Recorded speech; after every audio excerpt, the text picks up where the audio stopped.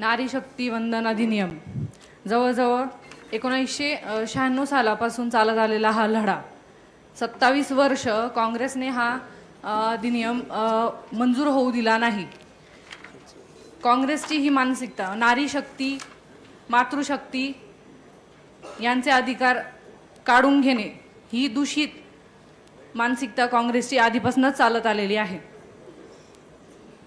हा फक्त विरोध नाही तर आम्हा महिलांवर झालेला घणाघाती आघात आहे।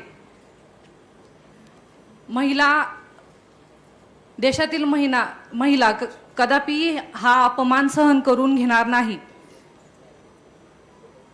राहुल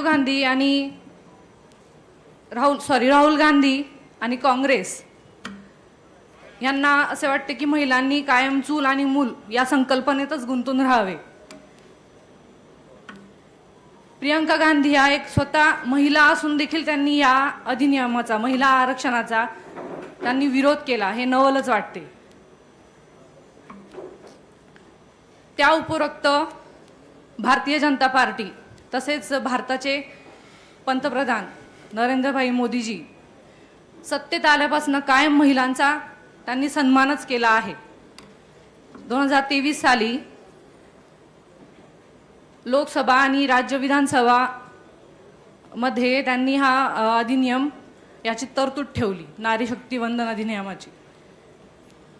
तसेच आपल्या लोकसभेमध्ये 543 जागा आहेत, त्यापैकी 33% आरक्षण हे 33% आरक्षण महिला खासदारांना जाहीर होणार होते, परंतु आपल्या महिलांची 181 महिला खासदारांची संख्या होणार होती।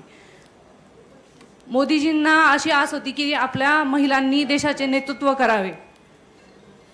उदाहरण आपण घेऊ शकतो की भारताच्या महिला अर्थमंत्री निर्मला सीतारामनजी, तसेच महाराष्ट्राच्या उपमुख्यमंत्री नवनिर्वाचित पहिल्या महिला सुनेत्राताई पवार ह्या देखील महिला आहेत। तसेच पर्यावरण मंत्री पंकजाताई गोपीनाथरावजी मुंडे ह्या देखील आज महिला म्हणून नेतृत्व करण्याची त्यांना संधी उपलब्ध जी झाली आहे।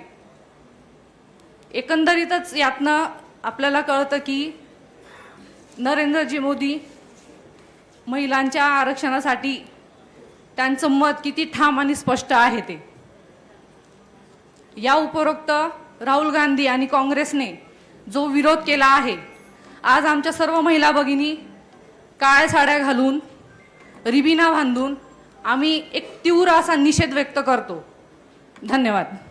आणखीन घडामोडी जाणून घेण्यासाठी पाहत रहा पिंपरी चिंचवड न्यूज। सोबतच आमच्या फेसबुक आणि इंस्टाग्राम चॅनलला फॉलो करायला विसरू नका, तसेच यूट्यूब चॅनलला सबस्क्राईब करायला विसरू नका।